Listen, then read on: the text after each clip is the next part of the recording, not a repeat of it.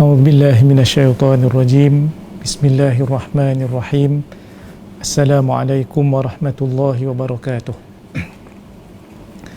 Innal hamdalillahi ta'ala nahmaduhu wa nasta'inuhu wa nastaghfiruhu wa na'udzu billahi min shururi anfusina wa min sayyiati a'malina. May yahdihillahu fala mudilla lahu wa may yudlil falan tajida lahu waliyan mursyida.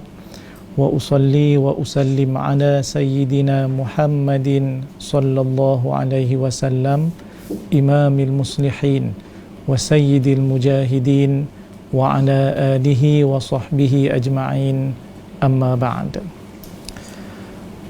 Pertamanya kita merafakkan syukur kepada Allah Subhanahu wa taala di atas segala nikmat yang Allah berikan kepada kita. Alhamdulillah, kita juga bersyukur kepada Allah Ta'ala yang masih panjangkan umur dan usia kita sehingga saat dan ketika ini. Mudah-mudahan kita terus diberikan kesempatan panjang umur oleh Allah Subhanahu wa taala untuk bertemu dengan bulan Ramadan, insya-Allah. Allahumma balighna Ramadan, ya Allah, sampaikanlah usia kami kepada bulan Ramadan. Tuan-tuan dan puan-puan sekalian, hadirin dan hadirat yang dirahmati oleh Allah Subhanahu wa taala. Insya-Allah pada malam ni kita akan berbincang tajuk yang berkaitan dengan tawakal tidak bertempat. Jadi untuk kita mengetahui konsep yang sebenar berkaitan dengan tawakal di dalam Islam, eloklah kita mendengar dan juga kita membaca beberapa ayat Al-Quran yang berkaitan dan juga hadis-hadis Nabi SAW. Saya akan berdasarkan pada malam ini kepada kitab Riyadhus Salihin karangan Al-Imam An-Nawawi yang meninggal pada tahun 676 Hijrah. Bab Al-Yaqin wat Tawakkul. Bab pada menyatakan yakin dan juga tawakal. Dalam bahasa Melayu kita, dalam bahasa Arab sebut tawakul. Baik, tuan-tuan dan puan-puan sekalian, Allah Subhanahu wa taala berfirman dalam beberapa ayat Al-Quran yang dihimpun oleh pengarang kitab Al-Imam An-Nawawi. Saya bacakan sebahagian daripadanya yang berkaitan. Yang pertama adalah firman Allah Subhanahu wa taala di dalam surah Al-Furqan ayat yang ke-58. A'udzu billahi minasyaitonir rajim wa tawakkal 'alal hayyil ladzi la yamut. Dan bertawakallah kepada siapa? Kepada Allah Subhanahu wa taala yang Maha Hidup, yang tidak akan mati. Begitu juga dengan ayat ke-11 daripada surah Ibrahim. Firman Allah taala, A'udzu billahi minasyaitonir rajim wa 'alallahi falyatawakkalul mu'minun. Dan ke atas Allah Subhanahu wa taala bertawakal orang-orang yang beriman. Seterusnya ayat ke-159 daripada surah Ali Imran. A'udzubillahi minasyaitonir rajim. Fa idza azamta fatawakkal 'ala Allah. Dan apabila kamu telah berazam, maka bertawakallah kepada Allah Subhanahu wa taala. Seterusnya ayat yang ketiga daripada surah At-Talaq. Firman Allah taala, wa may yatawakkal 'ala Allahi fahuwa hasbuh. Siapa yang bertawakal kepada Allah Subhanahu wa taala, maka dia, yakni Allah taala, yang akan menjaganya. Seterusnya tuan-tuan dan puan-puan sekalian, surah Al-Anfal ayat yang kedua. Firman Allah taala, innamal mu'minuna alladhina idza dzukirallahu wajilat qulubuhum wa idza tuliyat alaihim ayatuhu zadatuhum imana wa ala rabbihim yatawakkalun. Sesungguhnya orang-orang yang beriman itu adalah orang-orang yang apabila disebut nama Allah Subhanahu wa taala, gementarlah hati-hati mereka. Dan apabila dibacakan ayat-ayat Allah Subhanahu wa taala kepada mereka, akan bertambahlah keimanan mereka. Dan mereka itu disifatkan seterusnya kepada Tuhan mereka, mereka bertawakal. Jadi tuan-tuan dan puan-puan sekalian, ini di antara ayat-ayat Al-Quran yang menyebut tentang tawakal, yang Allah Subhanahu wa taala menyebut dalam beberapa ayat tadi. Antaranya ialah berkaitan dengan sifat orang-orang yang beriman. Begitu juga dengan bagaimana Allah Subhanahu wa taala menyuruh kepada orang yang beriman itu bertawakal apabila sudah berazam untuk melakukan satu-satu perkara. Jadi tawakal itu di dalam bahasa Arab para ulama menyebut ialah satu daripada maksudnya menyerahkan segala urusan kita kepada Allah Subhanahu wa taala. Ada juga yang berpendapat bahawa tawakal itu ialah athiqah, iaitu percaya kepada Allah Subhanahu wa taala. Apapun, adakah kita boleh bertawakal begitu sahaja secara mutlak, kita serahkan segala-galanya kepada Allah Subhanahu wa taala tanpa kita berusaha dan juga kita berikhtiar, ataupun kita berusaha segala-galanya daripada kita, Allah Subhanahu wa taala langsung tidak ada campur tangan pada segala yang kita lakukan daripada perbuatan-perbuatan kita. Di antara kita meletakkan segala-galanya kepada Allah Subhanahu wa taala, semuanya adalah daripada Allah taala. Yang ini boleh menyebabkan akidah kita lebih cenderung kepada menjadi Jabariyah, ataupun kita semata-mata mendakwa segala yang kita lakukan adalah daripada kita, tidak ada campur tangan daripada Allah Subhanahu wa taala. Yang ini menyebabkan kita pula akan menjadi kumpulan yang lain, sebahagiannya adalah daripada Mu'tazilah. Kita ini adalah ahli sunnah wal jamaah, iaitu yang mengikut kepada aliran Al-Asy'ariyah dan juga Al-Maturidiyah. Di sana ada konsep yang disebut sebagai Al-Kasbu, iaitulah kita berusaha, kita melakukan itu dan juga ini, kemudian selepas itu kita serahkan kepada Allah Subhanahu wa taala. Tidak boleh untuk kita keluar daripada rumah sebagai contoh, lalu kita pintu tak tutup, kemudian kita tak kunci, kemudian tiba-tiba kita kata saya serahkan kepada Allah Subhanahu wa taala. Ini bercanggah dengan kefahaman di dalam ahli sunnah wal jamaah. Tuan-tuan dan puan-puan sekalian, kita akan tengok beberapa hadis Nabi SAW yang berkaitan supaya kita lebih faham, supaya kita lebih tahu berkaitan dengan tawakal. Yang pertama kita melihat iaitu hadis yang diriwayatkan daripada Ibn Abbas radhiyallahu anhuma. Dia berkata, qala Rasulullah sallallahu alaihi wasallam, Rasulullah sallallahu alaihi wasallam telah bersabda, uridat alayyal umam fara'aitu an-nabiyya wa ma'ahu ar-ruhait. Aku dibentangkan, ditunjukkan kepada beberapa ummah. Yang ini adalah dalam syarah menyebut bahawa Nabi SAW bermimpi, dan mimpi Nabi adalah mimpi yang benar, dan Nabi SAW ceritakan dan kongsikan kepada para sahabat. Lalu Nabi kata seterusnya, aku melihat seorang Nabi dan bersama dengannya ar-ruhait, iaitu pengikut dengan angka tidak lebih daripada 10 orang, ar-ruhait. Wan Nabi wa ma'ahu ar-rajul war-rajulan. Seterusnya Nabi kata, aku diperlihatkan ada seorang Nabi bersama dengannya seorang lelaki dan juga 2 orang lelaki, ar-rajul war-rajulan, pengikut tak ramai. Begitu juga Nabi ditunjukkan kepadanya sallallahu alaihi wasallam, wan nabiyya wa laisa ma'ahu ahadun, seorang Nabi tetapi tidak ada bersamanya seorang pun, tak ada pengikut. Idh rufi'a li sawadun azim, kemudian disingkap kepadaku, diangkat kepadaku, iaitulah satu kumpulan yang cukup ramai, sawadun azim. Fadhanantu annahum ummati, Nabi SAW bersabda, aku sangka bahawa mereka itulah umatku. Faqila li, dikatakan kepadaku, hadza Musa wa qaumuh, ini adalah Nabi Musa dan kaumnya, pengikutnya. Walakin unzur ilal ufuq, tetapi lihatlah di satu sudut. Fanadhartu fa idza sawadun azim, aku pun lihat ke sudut itu, jumlahnya kumpulan itu sangat ramai. Faqila li, kemudian dikatakan kepadaku, unzur ilal ufuqil akhar, tengoklah kepada satu ufuk, iaitu satu sudut yang lain. Fa idza sawadun azim, dan jumlah yang Nabi SAW tengok jumlahnya sangat ramai.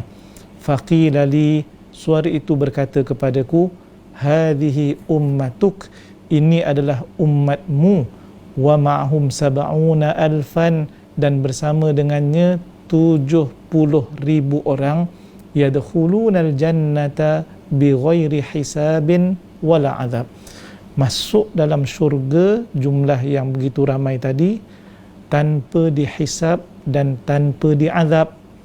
Thumma nahadha fadakhala manzilah, kemudian Nabi SAW pun bangun dan masuk ke rumahnya.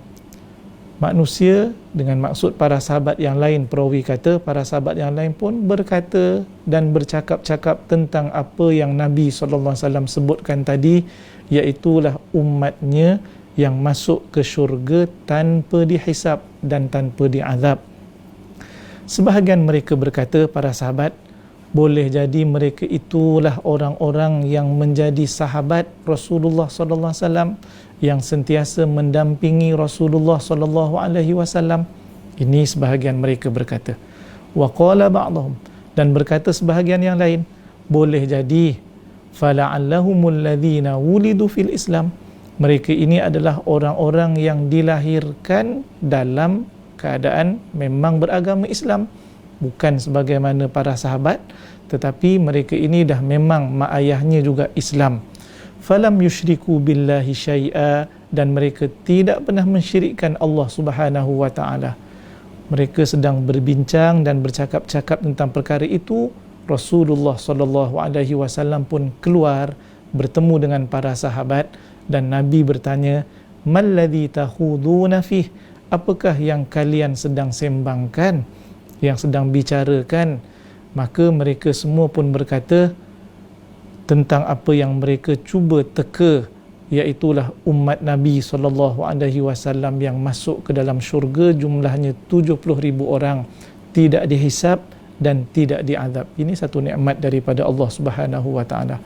Lalu Nabi pun seterusnya berkata, memberitahu kepada para sahabat, 70,000 orang itu yang masuk ke dalam syurga tanpa dihisab dan tanpa diazab dengan sifat-sifat berikut. Nabi SAW bersabda, humul ladzina la yarqun wa la yastarqun wa la yatatayyarun wa ala rabbihim yatawakkalun. Ada 4 sifat yang disebutkan. Yang pertama, mereka ini tidak membaca la yarqun, sebarang jampi dan juga mentera. Kalau ruqyah menggunakan ayat Al-Quran, ini dibenarkan. Tetapi para ulama mensyarahkan hadis ini adalah bacaan mentera yang diamalkan oleh orang-orang jahiliyah, orang-orang kafir Quraisy. Begitu juga mereka tak minta kepada orang supaya bacakan jampi dan juga mentera, dan mereka juga tidak menganggap yatatayyarun merujuk kepada satu keyakinan bahawa satu perkara itu ada sial. Kalau dalam bahasa Melayu kita begitu. Ini juga mereka tidak bersifat dengan sifat itu. Dan sifat yang keempat disebutkan dalam hadis ini, inilah yang kita bincangkan tajuk ini, wa ala rabbihim yatawakkalun, dan kepada Tuhan mereka bertawakal. Jadi tuan-tuan dan puan sekalian, ini satu sifat yang bagus, iaitulah bertawakal kepada Allah Subhanahu wa taala. Bahkan ia adalah satu sifat yang terpuji. Begitu juga para ulama kata tawakal ini adalah ibadah, dianggap sebagai ibadah kepada Allah Subhanahu wa taala. Baik, maknanya daripada hadis ini menunjukkan bahawa sifat tawakal itu adalah satu sifat yang sangat penting bagi seorang mukmin, sehingga ia menjadi salah satu daripada sebab orang-orang Islam umat Nabi Muhammad sallallahu alaihi wasallam masuk dalam syurga tanpa dihisab dan juga tanpa diazab. Seterusnya, hadis yang berikutnya adalah hadis yang diriwayatkan daripada Ibn Abbas radhiyallahu anhuma, sebagaimana perawi hadis yang pertama tadi, bahawa anna Rasulullah sallallahu alaihi wasallam kana yaqul, Rasulullah sallallahu alaihi wasallam bersabda, Allahumma laka aslamtu wa bika amantu wa alaika tawakkaltu. Ya Allah, ya Tuhanku, kepada Engkau aku berserah diri, dengan Engkau aku beriman, dan ke atas Engkau aku bertawakal. Ini menunjukkan daripada hadis yang kedua bahawa Nabi SAW juga bertawakal kepada Allah. Jadi tawakal itu adalah salah satu daripada sifat para Nabi, terutamanya yang kita sebutkan tadi, Nabi SAW. Seterusnya juga daripada Ibn Abbas radhiyallahu anhuma, hasbunallahu wa ni'mal wakil. Qalaha Ibrahim hina ulqiya finnar. Dalam riwayat ini menyebut bahawa Nabi Ibrahim, sebagaimana yang kita ketahui bahawa Nabi Ibrahim telah dicampakkan oleh raja masuk dalam api. Lalu ketika dimasukkan itu, dia pun berkata, antara kata-kata yang disebutkan dan diriwayatkan dalam hadis ini, hasbunallah wa ni'mal wakil. Cukuplah kepada kami, kalau kita terjemahkan, cukuplah kepada kami Allah, dan Allah Ta'ala adalah sebaik-baik wakil. Al-wakil kat situ maksudnya kita serahkan segala urusan kita. Maknanya Allah adalah sebaik-baik mengambil dan juga menguruskan segala urusan, kerana Allah itu maha mengetahui, Allah maha berkuasa, Allah maha berkehendak. Baik, ini menunjukkan bahawa tadi sifat Nabi SAW dalam kata-katanya. Kali ini kita menyebut hasbunallah wa ni'mal wakil. Ini adalah perkataan Nabi Ibrahim. Jadi ini yang kita sebutkan tadi bahawa ia adalah sifat para Nabi. Seterusnya, ada hadis yang mungkin kita diberikan contoh oleh Nabi Muhammad SAW berkaitan dengan sifat tawakal. Ini paling penting untuk kita faham dan kita mengetahui. Adakah tawakal kita tawakal di tempat yang sebenar ataupun tawakal yang tidak sepatutnya? Baik, dalam hadis yang diriwayatkan daripada Umar radhiyallahu anhu qala, sami'tu Rasulullah sallallahu alaihi wasallam yaqul, aku mendengar, Umar kata, aku mendengar Rasulullah sallallahu alaihi wasallam bersabda, "Lau annakum tatawakkaluna 'ala Allahi tawakkulih la razaqakum kama yarzuqut thair taghdu khimasa wa taruhu bitana." Hadis Tirmizi. Kalaulah sekiranya kamu semua bertawakal kepada Allah Subhanahu wa taala dengan sebenar-benar tawakal, Nabi SAW sebut, pastinya nescaya kamu akan diberikan rezeki sebagaimana Allah Ta'ala berikan rezeki kepada burung. Burung ini disebutkan dalam hadis ini, taghdu khimasa, pada awal pagi telah keluar daripada sarangnya cari rezeki, cari apa-apa yang boleh untuk dimakan untuknya dan juga keluarganya. Kemudian pada waktu petang balik dalam keadaan kenyang dan perutnya penuh. Jadi tuan-tuan sekalian, diumpamakan orang yang bertawakal dengan tawakal yang sebenarnya sebagaimana seekor burung. Ini penting untuk kita tengok bagaimanakah burung yang berusaha walaupun tidak tahu rezekinya di mana, tetapi dia berusaha keluar daripada sarangnya, keluar daripada tempat tinggalnya pada waktu pagi. Tidak tahu di mana rezekinya, sama ada di utara, di selatan, di timur ataupun di barat, tetapi keluar. Inilah yang kita boleh faham daripada hadis ini, pentingnya kita berusaha dan juga berikhtiar. Kita berusaha dan juga berikhtiar untuk mendapatkan rezeki. Dapat ataupun tidak dapat, itu urusan daripada Allah Subhanahu wa taala. Yang penting adalah kita berusaha dan juga berikhtiar, kemudian kita bertawakal kepada Allah. Tengoklah burung keluar pada waktu pagi, kemudian balik pada waktu petang dengan rezeki yang Allah Subhanahu wa taala telah berikan kepadanya. Seterusnya, kalau kita baca satu hadis Nabi SAW yang lain, yang mungkin kita boleh kaitkan juga dengan apa yang kita bincangkan sekarang, iaitu kisah seorang A'rabi yang datang ke Masjid An-Nabawi dengan seekor unta. Kemudian dia letak untanya, dia tinggalkan di luar masjid. Kemudian dia kata dan tanya kepada Nabi SAW, adakah aku tinggalkan unta ini dan aku bertawakal kepada Allah? Lalu Nabi SAW berkata kepadanya, ikatlah dan bertawakallah kepada Allah Subhanahu wa taala. Jadi berdasarkan hadis ini menunjukkan bahawa pentingnya kita melakukan sesuatu usaha, yang kita sebutkan juga ikhtiar. Buat sesuatu, ikhtiarkan sesuatu, kemudian barulah kita serahkan urusan kita kepada Allah Subhanahu wa taala. Sama juga kalau kita sebagai seorang pelajar, sebagai contoh, maka kita membaca, kita buat assignment, kita menghafal, kita apa lagi, usaha itu dan juga ini, ulang kaji, kemudian sampai hari peperiksaan kita bertawakal kepada Allah Subhanahu wa taala. Kemudian apabila keluar keputusan nanti, kita bergembira, berjaya, bersyukur kepada Allah taala. Kalau tidak berjaya, kita bersabar di atas ketentuan Allah Subhanahu wa taala. Yang penting seorang mukmin yang sebenar itu selepas mengambil usaha, ikhtiar, buat itu dan juga buat ini, kemudian serahkan kepada Allah Subhanahu wa taala. Kalau berjaya, alhamdulillah, syukur. Kalau tidak berjaya, dia bersabar. Sifat ini, iaitu syukur dan juga sabar, adalah sifat seorang mukmin yang sebenar. Dalam satu hadis Nabi SAW yang lain, Nabi kata, ajaban li amril mu'min, suatu yang ta'ajub ataupun menakjubkan kepada orang-orang yang beriman itu urusan mereka. Kenapa? Kerana inna amrahu kullahu lahu khair, semua perkara baginya elok dan juga bagus.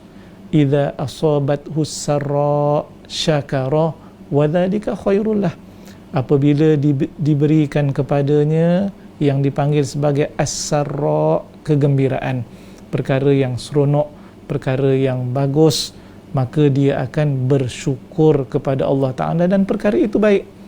Dan apabila ditimpakan kepadanya wa idza asabathu dharra, sebarang bentuk perkara yang musibah, ataupun kita kata perkara-perkara yang tidak bagus, perkara yang tidak baik, Allah takdirkan berlaku kepadanya, apa dia akan buat? Nabi SAW kata, sabara, dia akan bersabar. Indahnya seorang mukmin, seorang muslim, kalau dapat sesuatu yang seronok, menggembirakan, dia bersyukur. Kalau dapat satu musibah yang mungkin sedikit susah dan juga sukar, dia akan bersabar kepada Allah Subhanahu wa taala. Kenapa semua ni? Kerana orang mukmin itu telah mengambil sebab musabab. Orang mukmin itu telah mengambil usaha dan juga ikhtiar, kemudian serahkan kepada Allah. Hatinya akan menjadi tenang kepada Allah Subhanahu wa taala, tidak gundah gulana, tidak merasa resah, gelisah dan seumpamanya. Tetapi kalau sekiranya kita tidak berusaha, kalau sekiranya kita tidak melakukan apa-apa, kemudian serahkan diri kita semata-mata kepada takdir Allah Subhanahu wa taala, tidak ada nikmatnya rasa syukur dan tidak ada seronoknya bersabar kepada Allah Subhanahu wa taala di atas segala ujian. Jadi tuan-tuan dan puan-puan sekalian, tidak boleh bertawakal dengan secara mutlak, melainkan mesti selepas daripada berusaha dan juga berikhtiar. Kalau kita kaitkan dengan qada dan juga qadar yang Allah Subhanahu wa taala telah tetapkan kepada semua manusia, adakah ini bermakna kita tidak boleh mengambil sebab musabab? Adakah ini bermakna kita tidak boleh berusaha? Dalam akidah Ahlussunnah wal Jamaah ada satu kaedah yang dipakai, iaitulah yang disebut al-iman bil qada'i wal qadari la yunafi bil akhdhi bil asbab. Beriman kepada qada dan qadar Allah Subhanahu wa taala, maka ia tidak menafikan untuk kita mengambil sebab dan musabab. Beriman kepada qada dan qadar Allah Subhanahu wa taala tidak menafikan kita untuk kita berusaha. Kita tahu Allah Subhanahu wa taala yang Maha mengetahui telah takdirkan kepada kita dalam peperiksaan sekian berjaya ataupun tidak berjaya. Tetapi kita tidak tahu apakah yang telah Allah Subhanahu wa taala takdirkan. Maka semua orang akan berusaha bersungguh-sungguh. Semua orang akan berikhtiar, akan baca buku. Kerana apa? Setiap daripada kita tidak tahu apakah yang telah ditakdirkan oleh Allah Subhanahu wa taala. Tetapi Allah Maha mengetahui bahawa kita telah ditakdirkan dengan suatu takdir. Cuma tuan-tuan dan puan sekalian, sebelum takdir itu sampai, maka wajib kepada kita untuk berusaha dan juga berikhtiar. Sebab itu apabila kita kaitkan apa yang sedang kita hadapi sekarang, iaitulah ujian daripada Allah Subhanahu wa taala, COVID-19 ataupun coronavirus yang melanda seluruh negara dan juga di dunia ini. Pertama sekali, kita semakin yakin dan beriman kepada Allah Subhanahu wa taala bahawa kita ini adalah makhluknya. Kita semakin mengakui kebesaran Allah Subhanahu wa taala. Tidak ada daya dan upaya, la haula wala quwata illa billah. Cuma pada masa yang sama, kita disuruh untuk berusaha dan berikhtiar untuk menjauhi mudarat. Kalau kita boleh maknanya kenal pasti beberapa perkara yang berkaitan dengan mungkin kalau kita nak kaitkan dengan satu wabak yang pernah berlaku pada zaman Nabi SAW, pernah berlaku, Nabi pun pernah sebut, cuma di satu tempat yang lain lah. Begitu juga dengan zaman para sahabat, begitu juga dengan zaman selepas daripada para sahabat yang para ulama sebut ada wabak ta'un yang berlaku yang besar dalam sejarah Islam 5 kali. Khamsu tawa'un ataupun yang disebut sebagai ta'un yang 5. Baik, Nabi SAW pernah bersabda dalam satu hadis di dalam Sahih Bukhari. Mari kita dengar apa yang Nabi kata. At-ta'un rijsun. Ta'un itu adalah satu kotoran ataupun rijsun, perkara yang rijs. Kita kata kotor, kita kata wabak. Ursila ala ta'ifatin min bani Israel, yang telah dihantar oleh Allah Subhanahu wa taala kepada satu kumpulan daripada Bani Israel, au ala man kana qablakum, ataupun kepada orang-orang yang sebelum daripada kamu. Nabi seterusnya bersabda, fa idza sami'tum bihi bi ardin fala taqdumu alaih, wa idza waqa'a bi ardin wa antum biha fala takhruju firaran minhu. Apabila ta'un ini berlaku ataupun kamu mendengar bahawa ia wabak ta'un ini ada di satu-satu tempat, bi'ardin. Nabi bagi panduan kepada kita, janganlah kamu masuk ke tempat itu. Janganlah kamu hampiri tempat itu. Maknanya kalau mungkin kita boleh bayangkan, tempat itu perlu di kuarantin lah.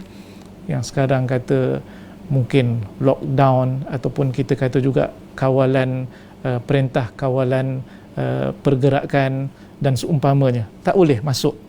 Dan apabila wa idza waqa'a bi ardin, tu kalau sekiranya peristiwa ataupun wabak itu berlaku di satu tempat, kita di luar kawasan, jangan masuk. Nabi kata, kalau sekiranya berlaku di satu tempat dan kita berada di tempat itu kebetulan, wa idza waqa'a bi ardin wa antum biha, dan kamu berada di tempat itu, Nabi SAW bagi panduan kepada kita, fala takhruju, janganlah kamu keluar, firaran minhu, niatnya apa?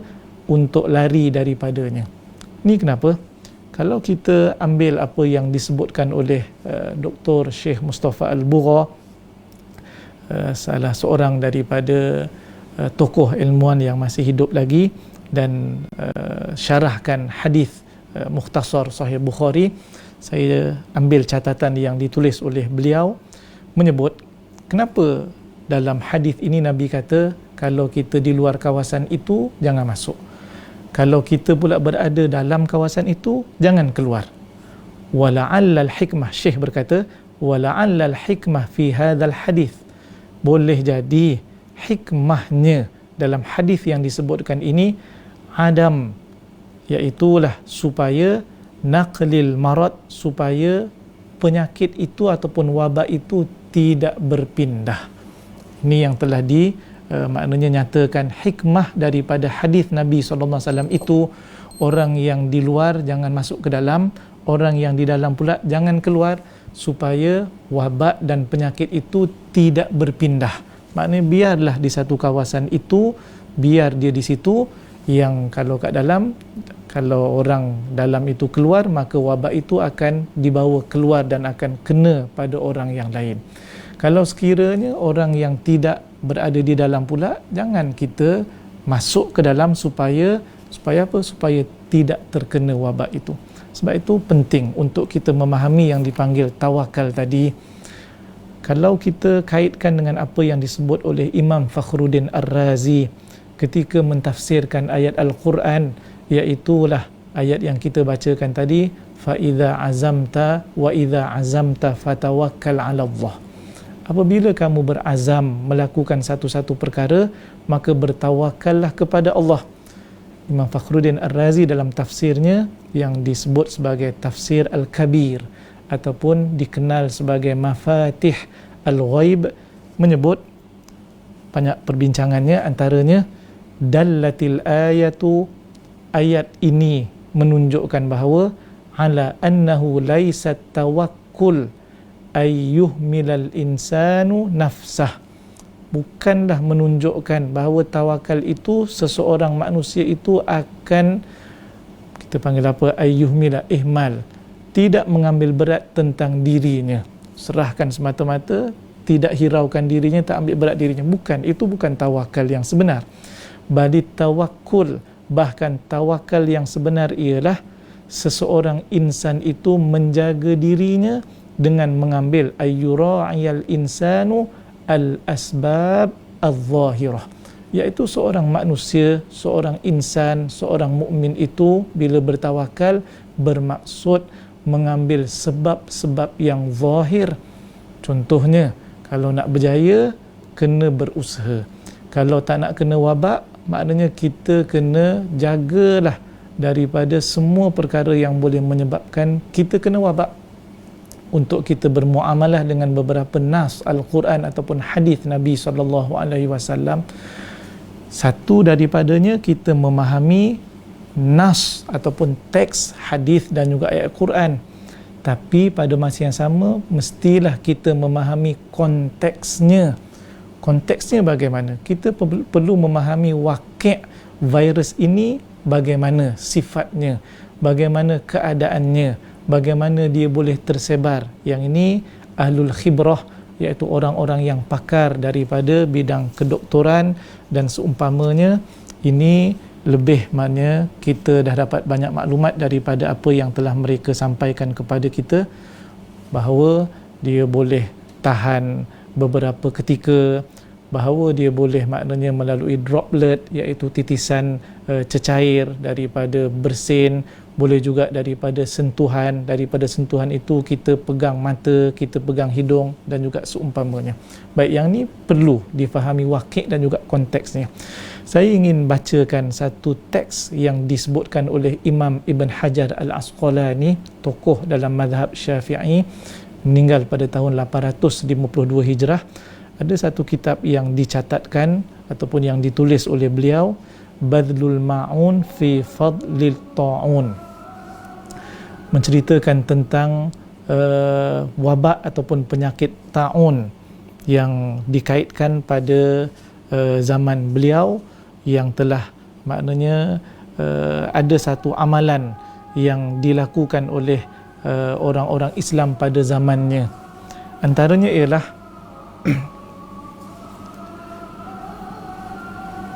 berkaitan dengan satu perbuatan sekumpulan masyarakat Islam pada waktu itu, yang ketika wabak ta'un itu ada, mereka keluar beramai-ramai buat solat hajat, berdoa kepada Allah Subhanahu wa taala. Nampaknya macam betul tindakan itu, tetapi kita dengar apa komen daripada Syekh ataupun Al-Imam Ibn Hajar Al-Asqalani. Mula-mula beliau menyatakan dia baca catatan daripada seorang ulama lain yang dia baca engkarnya ulama ini, maknanya tidak setuju dengan perbuatan manusia pada waktu itu, orang ramai yang telah berhimpun di satu tempat. Ba'da inkarihi ala man jama'an nas fi mawdi'in, selepas daripada orang ramai berkumpul di satu tempat, fasaru yad'una wa yasrukhuna, mereka ini kemudiannya berdoa beramai-ramai, kemudian minta doa dengan suara yang maknanya ialah bila ramai-ramai mungkin suaranya agak tinggilah, seakan-akan macam menjerit dengan suara yang tinggi, sirahan aliyah, suara yang tinggi. Dan dicatatkan bahawa peristiwa itu berlaku pada tahun 764 Hijrah. Ini dicatatkan oleh Imam Ibn Hajar, yang pada waktu itu sedang berlaku wabak penyakit taun di mana? Di Dimashq ataupun di Damaskus. Fadzakara anna dzalika, lalu disebutkan bahawa peristiwa itu berlaku pada tahun yang keberapa, iaitu pada tahun yang ke-749. Wallahu alam, ini yang dicatatkan. Yang pentingnya mungkin naqal di atas naqal. Kemudian tengok apa yang disebutkan, wa kharajan nas ila suhra, maka manusia pun pergi keluar ke tanah, maknanya ini padang pasir, tanah lapang. Wa kharajan nasu ila suhra wa mu'dhamu akabiril balad, dan ramai juga orang-orang besar iaitu VIP lah di negara itu. Fada'au, mereka ini berdoa, wastaghathu, dan mereka ini bersungguh-sungguh minta kepada Allah Subhanahu wa taala. Apa jadi selepas itu? Fa'azumat ta'un, ta'un wabak itu semakin teruk, ba'da dzalika wa kathura, selepas daripada itu semakin teruk wabak ta'un itu dan semakin ramai yang kena. Wa kana qabla du'aihim akhaf, sedangkan sebelum daripada doa mereka itu sangat sedikit yang kena. Jadi ini komen daripada seorang tokoh yang dibaca oleh Imam Ibn Hajar Al-Asqalani. Lalu dia pun berkata, qultu, aku berkata, wa waqa'a hadha fi zamanina, dan berlaku pada zaman kami, iaitu pada zaman Imam Ibn Hajar. Tadi itu sebelum pada zaman dia. Hina waqa'a awwalut ta'un bil Qahirah, ketika berlaku wabak ta'un, mula-mula berlaku wabak ta'un di Kahirah, di Mesir, fi sabi' wal 20 min syahri Rabi'ul Akhir, pada 27 hari bulan Rabi'ul Akhir. Tahun ke berapa? Tahun 833 Hijrah. Imam Ibn Hajar meninggal pada tahun 852. Maknanya ni zaman Imam Ibn Hajar masih hidup. Fakana adadun, pada asalnya jumlah orang yang meninggal dunia kerana wabak ta'un pada waktu itu, mayyamutu biha dunal arba'in, tidak sampai 40 orang, jumlahnya sangat sedikit. Fa kharaju ila suhra, lalu mereka pun keluar ke tengah padang pasir, fi rabi' min Jumada al-ula, pada tanggal 4 hari bulan Jumada al-ula. Tadi cerita 27 hari bulan Rabiul Akhir, sekarang ni 4 Jumada al-ula mereka keluar. Ba'da an nudiya fihim, selepas dicadangkan kepada mereka, ada perkeliling keluar untuk berpuasa 3 hari, bisiyami thalathati ayyam kama fil istisqa, sebagaimana yang berlaku ataupun yang ada di dalam perbincangan perbahasan solat minta hujan al-istisqa, kena istighfar, kemudian kena buat amal soleh. Baik, ini telah dibuat di Kairah. Yang pentingnya adalah cerita mereka keluar beramai-ramai, sedangkan wabak pada waktu itu sedang melanda, iaitu ta'un. Sebelum itu hanya tak sampai 40 orang yang meninggal dunia. Lalu mereka pun keluar ramai-ramai. Washtama'u, berhimpun. Wada'u, kemudian mereka juga berdoa. Wada'u, mereka berdoa kepada Allah Subhanahu wa taala. Wa aqamu sa'ah, dan mereka berdiri beberapa ketika beramai-ramai berhimpun. Thumma raja'u, kemudian mereka pun pulang dan balik. Faman salakha syahr, selang beberapa ataupun selepas bulan itu, hatta sara, kemudian jumlah orang yang meninggal dunia akibat daripada wabak itu, sara adadun mayyamutu fi kulli yaumin bil Qahirah, orang yang meninggal dunia setiap hari di Kahirah jumlahnya melebihi 1000 orang. Thumma tazayud, kemudian ia bertambah lagi. Jadi ini dikomen oleh, maknanya kalau berdasarkan catatan kitab ini, wakilnya apa? Wabak ini senang untuk, ataupun penyakit ini, virus ini senang merebak. Sebab itu kita diperintahkan untuk kawal pergerakan. Bukan setakat pergi tempat orang ramai, bahkan pusat membelah dan seumpamanya, bahkan masjid, surau, rumah ibadah juga yang kita maknanya fikirkan ia juga perhimpunan, tempat perhimpunan orang ramai, kita tak nak supaya ia makin cepat merebak. Jadi tuan-tuan dan puan-puan sekalian, ini contoh yang kita maknanya boleh maknanya kaitkan apa yang berlaku pada zaman Imam Ibn Hajar Al-Asqalani. Ya, kita akui bahawa kita rindu kepada surau, kita rindu kepada masjid, tetapi ada kaedah yang kita guna pakai tuan-tuan dan puan-puan sekalian yang berbunyi la darara wala dirar, tidak memberi mudarat dan tidak memudaratkan orang lain. Boleh jadi tuan-tuan sekalian kita tak tahu virus ini masya-Allah sangat kecil, dia punya maknanya saiznya, kita baca juga simptom tidak ada yang dah alhamdulillah discharge, sampai discharge tidak ada simptom yang berlaku kepadanya. Jadi tuan-tuan dan puan sekalian, kita tidak mahu mendapat mudarat dan kita tidak mahu memudaratkan orang lain. Jadi tuan-tuan dan puan sekalian, kita akur dan juga kita ikut sebagaimana yang disarankan. Mudah-mudahan usaha yang kita lakukan ini usaha yang boleh untuk memutuskan rangkaian COVID-19 sebagaimana yang dicadangkan oleh pihak kerajaan, dan kita mahu supaya kita ini tidak mendapat penyakit, tidak mendapat mudarat, dan bagi yang mungkin sudah positif, kita mahu supaya tidak memberikan mudarat dan juga tidak menyebabkan orang lain dapat mudarat. Tuan-tuan dan puan-puan sekalian, kita berdoa pada Allah Subhanahu Wa Taala supaya ia tidak berlarutan. Kita berdoa kepada Allah Subhanahu Wa Taala agar nanti kita dapat kembali semula beribadah kepada Allah Subhanahu Wa Taala.